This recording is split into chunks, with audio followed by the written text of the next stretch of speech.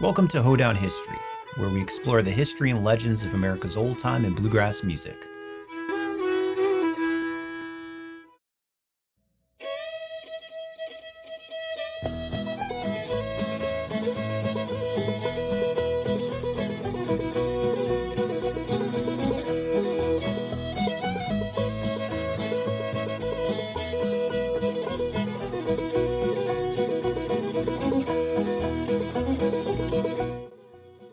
So, this is one of the tunes that made me fall in love with old time music. And I remember first hearing it, it was at a local jam. And immediately I was struck with that flowing, dancey, simple melody that just kind of hooks you in and you just don't want it to end. And it's one of those tunes that doesn't need to be played fast to make you want to tap your feet. And for some reason, it's always the tune I play when I'm trying out some banjo at a music shop. I don't know why, but I think we all have one of those. Well, stick around because we're going to explore the history of this tune. We'll listen to the first ever recording of Sail Away Ladies and the man behind it.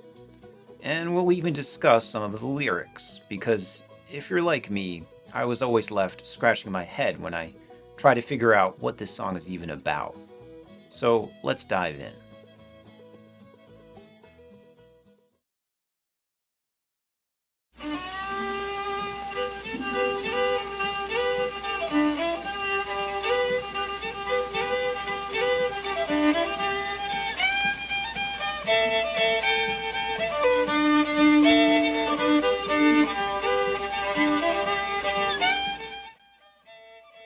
You're listening to the first ever commercial recording of Sail Away Ladies by this man, Uncle Bunt Stevens. It was recorded 100 years ago, almost to the day of me releasing this video, on March 29th. He was born John Leonard Stevens on February 2nd, around 1879 in Bedford County, Tennessee. We don't know the details why, but at the age of 4, he was orphaned and went to live with his aunt in Flat Creek in Bedford County. When he was a young boy, Stevens developed an interest in music. At 6 years old, he began playing the harmonica, and at age 11, he bought his first fiddle, supposedly from a traveling hobo for $25. It turned out the instrument had been made in Germany in 1699, and he would play that same fiddle his whole life.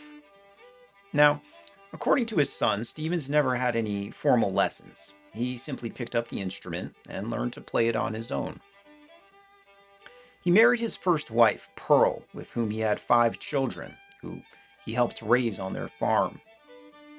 Other than a short stint on a highway construction crew, Stevens worked as a farmer pretty much his whole life.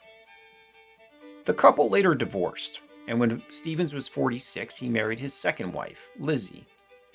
They lived together on his farm in Moore County, Tennessee, about 6 miles from Tullahoma. And just several months later, something would happen to Stevens that would change his life and land him in the music history books.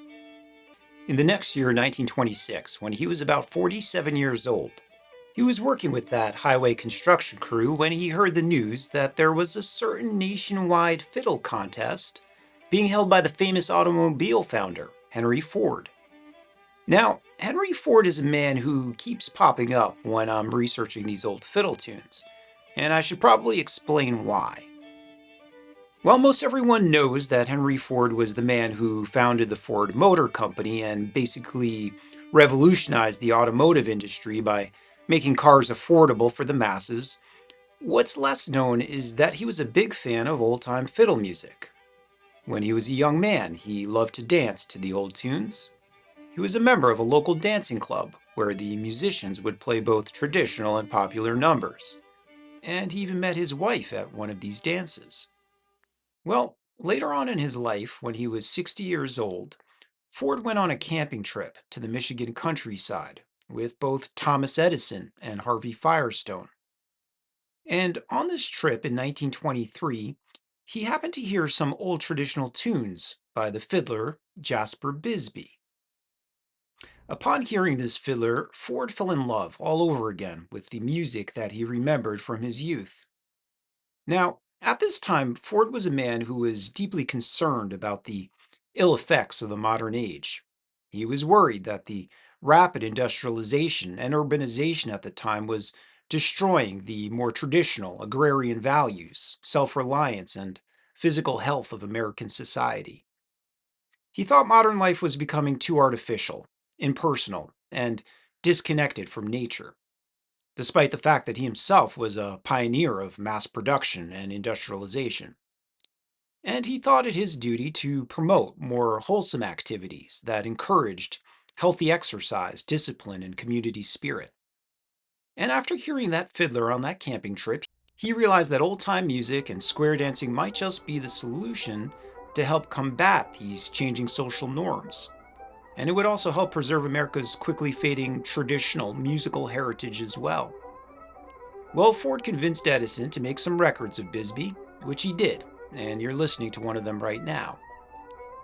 And when he got back to Dearborn, Ford went to work with his new project, and the old time music and dance revival of the 1920s was born. He started off by partitioning a part of his newly built engineering building in Detroit to make a ballroom that could hold up to 70 dancing couples. He then put together an orchestra and recruited a prominent dance and etiquette instructor from Massachusetts by the name of Benjamin Lovett. And by the fall of 1925, Ford was able to institute a dancing curriculum at the public schools throughout the Dearborn and Detroit region. He even had his dance instructor write a book that Ford helped publish in an effort to promote the program around the country. It had the catchy title of Good Morning. After a sleep of 25 years, old fashioned dancing is being revived by Mr. and Mrs. Henry Ford. Well, one day in October of that year, Ford received a letter. It was from one Melly Dunham of Maine. Melly had just won a local fiddling contest, and he wanted to try out for Ford's orchestra. Ford replied, inviting the fiddler to Detroit, and pretty soon this story reached the press. In December, before boarding the train to Detroit, Dunham was given an enthusiastic send off by Maine's governor. Newsreel cameras, journalists, and even a live band were all present, and word of Maine's champion fiddler quickly circulated nationwide. Now, the newspapers described Dunham as a, quote, champion fiddler, and within days he began receiving challenges which came pouring in across the country from fiddlers who wanted to contest his title, and they would soon get a chance. In December of 1925, Ford reached out to his dealers across the country to enlist their help promoting his revival of old time dancing. In early January of 26, the Ford Orchestra's performances were scheduled for broadcast on radio stations throughout the Northeast and Midwest. And the dealers within the radio signals were asked to set up loudspeakers and host dance parties while the broadcasts aired. And for some pointers, they were also given copies of Good Morning and encouraged to work with other local dance teachers and event planners in their area. A couple weeks later, Ford's dance orchestra made its first recordings at Columbia Record Studios in New York City. The group cut 8 sides during this session. Here's a recording of one of those sides, with calls being made by Ford's dance master, Benjamin Lovett. Circle 8 hands around.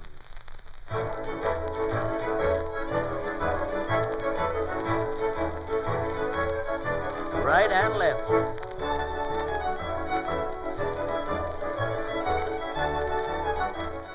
Well, the shows and records were a hit, and Ford was quite successful in sparking the revival of old time music and dance across the country.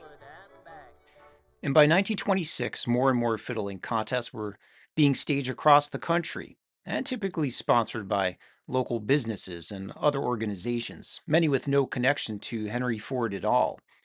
So when word spread that Ford would be holding his Big Fiddle contest for the world's best fiddler in Detroit, well, Uncle Bunt Stevens decided he would go for it. Stevens claimed that he had been out of practice at this time, but he still had a couple of tunes in his pocket that he believed were good enough to win the prize. Now, before he could go to the final round in Detroit, Stevens would have to pass through some local competitions first. The first one was at a Ford car dealership in Lynchburg, Tennessee, and Stevens decided he would go in there with his 2 big numbers. The first one was Cackling Hen, and the second one, you may have guessed it, Sail Away Ladies. Oh, and the third one might have been a tune that, well, one newspaper referred to as that song about the leather pants, which I'll have to make a video of one day. Well, Stevens went on to win that competition in Lynchburg, which gave him a place to compete in the statewide contest in Tennessee. And this one would be held at the Ryman Auditorium. With their battle cry of "On to Detroit," the Fiddlers began the eliminations contest early on the morning of January 19th. Out of the whole group of musicians that showed up on that day, the 6 best fiddlers were chosen to battle it out in the finals that night. Uncle Bunt was one of these 6. And as described by one local newspaper, the Ryman was packed that night, with standing room only for the crowd. It was, quote, nip and tuck from the start for the 6 good fiddlers, with amazing readiness as sections of the auditorium cheered for their favorites. Only the top 3 fiddlers would be eligible to go to Louisville for the regional contest in Kentucky. Well, when the fiddlers were done playing, the judges made their decision and gave the first prize to an old fiddler from Tennessee, called Uncle Jimmy Thompson. Second place went to a one-armed fiddler from Tennessee who played by holding the bow between his knees while holding the instrument in his left arm.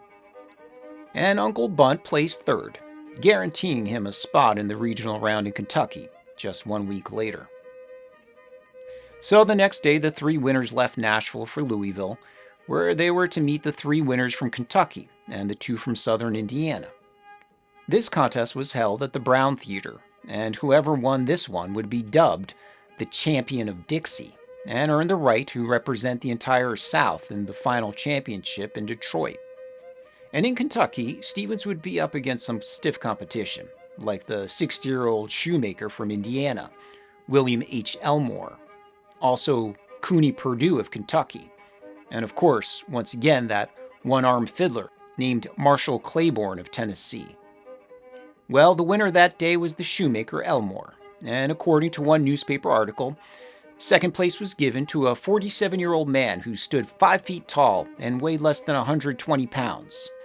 That is, Uncle Bunt Stevens. Which was enough to land him a spot in the final round, which would take place in Detroit. Now, the final event in Detroit was a big production for the time. Ford had invited over 1,000 of his dealers to attend. And on that day, when Uncle Bunt took his turn on stage, he played his 2 big numbers, The Old Hen Cackled and Sail Away Ladies. And when all the fiddlers were done, the judges made a final decision, and Henry Ford walked up to Uncle Bunt and tied a blue ribbon on his fiddle and declared him the world champion fiddler. The prize included a large check, a pair of pants, and a new set of teeth. Although it looks like the pants were stolen while Stevens and his wife were staying in a boarding house later in Nashville. Stevens also claimed to have stayed at Henry Ford's house for a week, where he and his wife were invited as guests.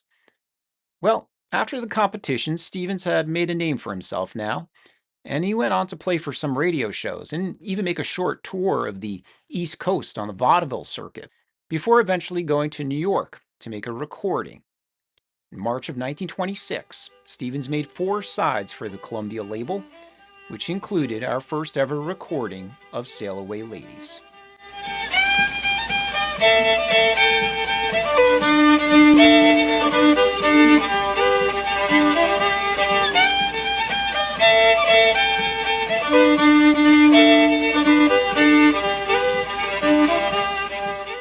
And some of my listeners may be familiar with this specific recording because it even turns up in Harry Smith's legendary 1952 anthology of American folk music. And a shout out to Rodney Hargis, who has an excellent substack on both Sail Away and a lot of the songs in the entire anthology record, who I'm greatly indebted to for this video.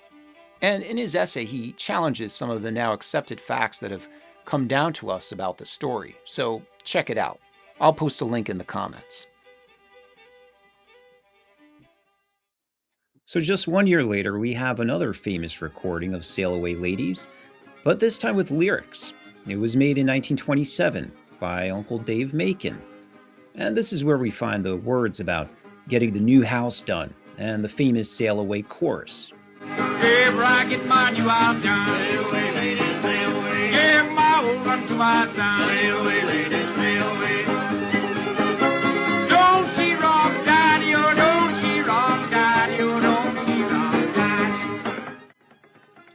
Now, after these two historic recordings, the song would be performed by dozens of other old time musicians. But surprisingly, the song hasn't been confined to just a fiddle or banjo number.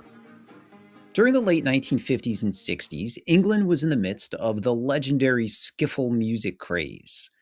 For those not familiar with skiffle music, it was basically a blend of folk, blues, jazz, and country music commonly played on cheap or handmade instruments like washboards, tea chest basses, kazoos, and guitars. And it would be in 1957 that one Lonnie Donegan would record his own interesting take of Sail Away Ladies, entitled Don't You Rock Me Daddy-O.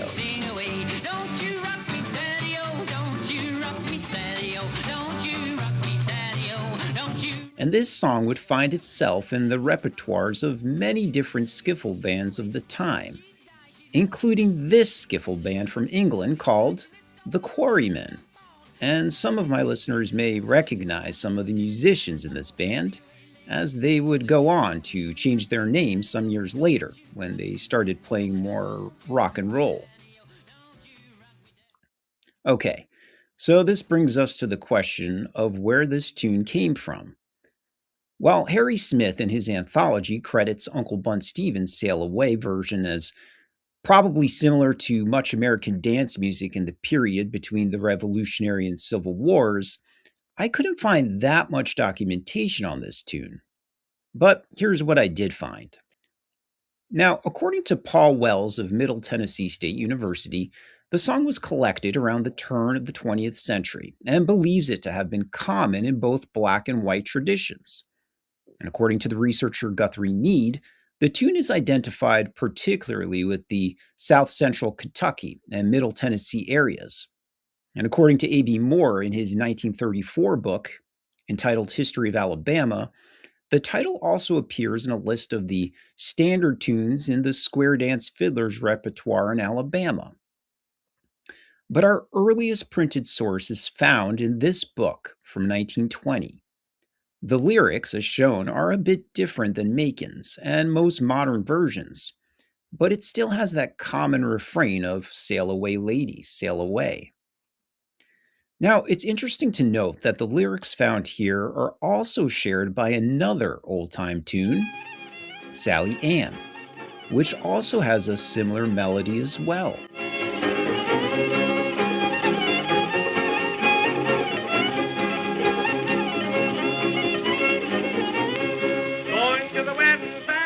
So, this has led many researchers to believe that both Sally Ann and Sail Away Ladies are in fact related. And there are a handful of tunes that are also linked to this Sally Ann branch or tree of tunes. And speaking of lyrics, we should probably discuss this, as I was always kind of stumped by them. Like, what does building a new house have to do with ladies sailing away and all that stuff? And sometimes it's a bit fruitless to dig into these old-time lyrics because often they're just floating verses borrowed from other songs that come together and yield nothing but, well, nonsense.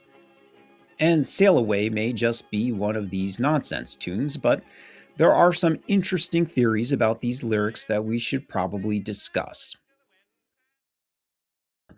First off is the call and response pattern. Each line of the verse is usually interspersed with the refrain of "Sail away, ladies, sail away." This call and response pattern is common to many genres of music, including sea chanties, work songs, minstrel show pieces, and even Quebecois songs, although it's actually not super common in the old-time tradition. Now, Dorothy Scarborough, in her book, mentions a different tune called My Mama Stole a Cow, which also has a similar repeated nonsensical refrain after each line, and it may shed some light on the mystery. And she writes, "These words to the song have little coherence or logic. Evidently, they were being used merely to bring in the directions of stealing up for the dance." Now, what stealing up for the dance means is a bit of a mystery to me, but it seems to be some type of dance call. And even today, Black social dance songs whose lyrics are based on what steps to do are still quite popular. Some have even suggested that sailing away might also refer to using an article of clothing, like a long skirt or apron, as part of a dance move. Or maybe sail away could just mean a command by the caller to have the ladies move away from their partner. And of course, there are theories that the line may just mean the actual process of sailing, but again, it doesn't really tie in with the rest of the song. But there is another theory that sail away may actually not be referring to an actual act of sailing. One theory suggests that it may be a coded message about escaping slavery to freedom. And if you look at our earliest lyrics of the song from Talley's book, this theory does appear to make a bit of sense. And so maybe here the call to sail away might mean to run away. Okay, but what about that line, "Don't you rock 'em, Daddy-O"? Well, Daddy-O does seem to harken back to the beatnik era and the skiffle craze, which did its best to popularize this line, but Uncle Dave sings those lines, "Don't you rock 'em, Daddy-O." Don't she rock, Daddy-O, don't she rock, Daddy-O, don't. And other recordings have variants like, "Don't she rock 'em, Darnio." And there is another tune related to Sally Ann and Sail Away Ladies called Diney-O Ladies, as well as Darnio or Tidy-O. Now, the word Didio or Diney-O, Darnio, Dalio, even Tadio appear in a lot of old-time music, and some have theorized that it is perhaps another way of just saying the name Dinah. But some others have theorized that Didio actually referred to an African American dance party, or perhaps a dance movement.